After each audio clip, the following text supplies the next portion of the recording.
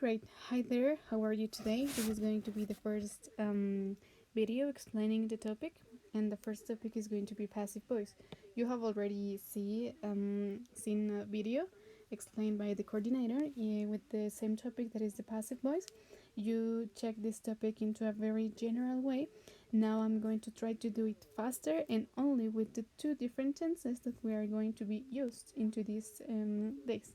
Now, I'm going to give you the definition. I'm going to tell you what are the most important parts. Here I have an example, and then we are going to work with the two different tenses. So I'm gonna start.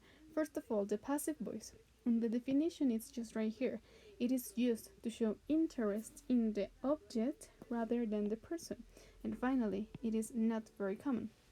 Estas dos partes de aquí son las más importantes, puesto que no es muy común, es decir, sí es usado, pero no es utilizado de forma cotidiana ni de forma diaria.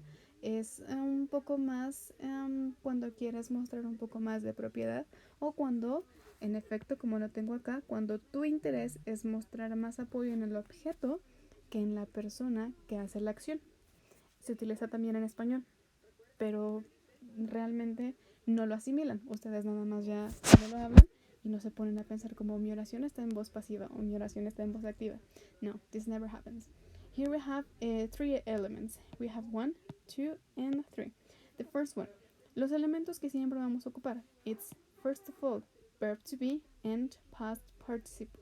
According to the verb to be, this can be depending on the tense we are going to be using the different parts of the verb to be, and the past participle is always used with all the tenses. Number 2, the passive voice is going to use with the present simple, present continuous, past simple, past continuous, present perfect, past perfect, future simple, and future be going to. Con todos estos, but we are going to focus only in present continuous and present perfect. And finally, we have in here the difference between active voice and passive voice. Para que ustedes puedan entender voz pasiva, tienen que entender qué es voz activa. Lo que ustedes no saben aún es que la voz pasiva es la que hablamos todo el tiempo. And the passive voice, it's like the opposite, sometimes can be seem like that. For example, yo generalmente siempre les digo a los chicos que para entender un poco esto es imaginen a un fumador activo y a un fumador pasivo. Este fumador activo es la persona que toma el cigarro y lo comienza a fumar. Es la persona que hace esta acción, y el fumador pasivo nunca se pone un cigarro, no hace la acción, solamente recibe. And here I have two different sentences. We have number 1, I write a book, and a book is written by me. It's basically the most typical difference between active and passive. En voz activa, yo escribo un libro. Voz pasiva, un libro es escrito por mí. Now, what is it gonna happen?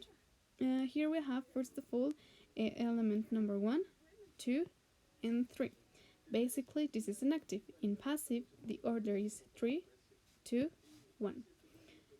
What is the most important?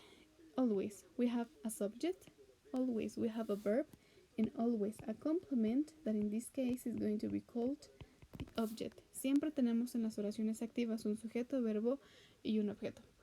In the passive, the most important is always going to be the object. So the object is going to be in the first part of my sentence, a book.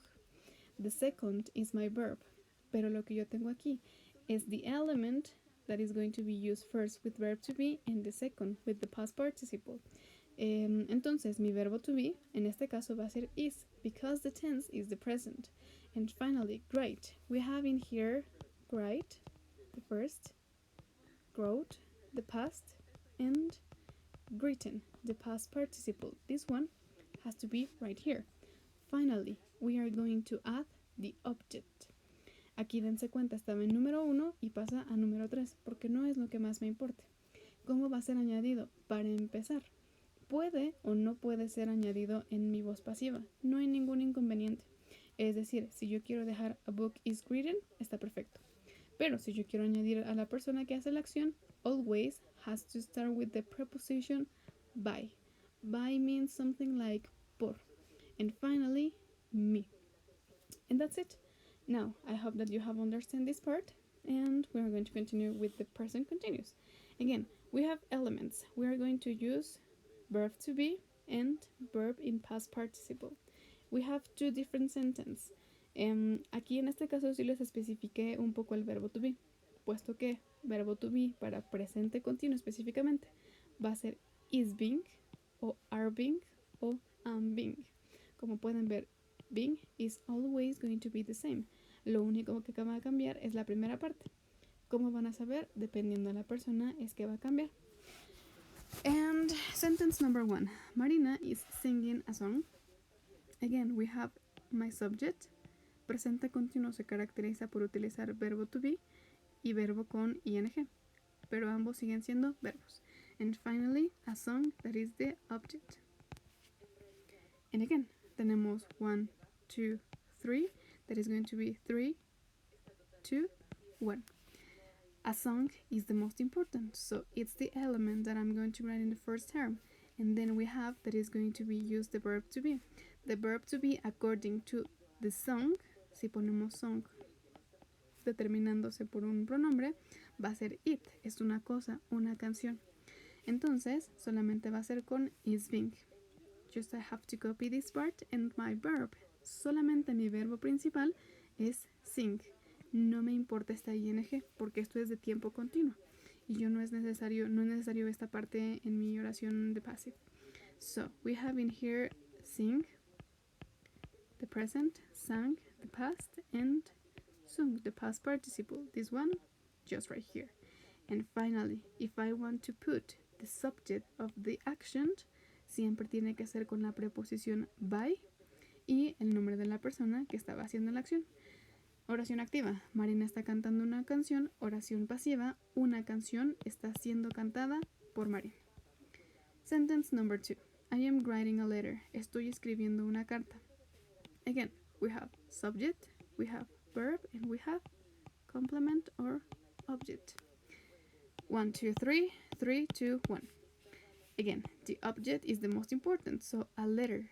And again, tenemos que mi sujeto ahora, por así decirlo, de esta acción es una carta. Si yo sustituyo carta por un pronombre, me queda it, porque es una cosa. Entonces, otra vez voy a estar utilizando is. No puedo utilizar are porque queda para you, we, y am para I specifically. And then we have to just copy is being and my verb, write. No me interesa ni el am ni el ing. Write, present. Wrote, past. Written. This one just right here. Esta parte de aquí puede no ser necesaria si la quiero poner. I have to put my preposition by and finally me. Y eso es todo. Yo estoy escribiendo una carta está siendo escrita por mí. Punto. Espero que se haya quedado un poco más claro. Ahora vamos a ver cómo cambia con present perfect. Solamente va a ser un pequeño cambio, obviamente por las cuestiones de tiempo. Marina has sung a song.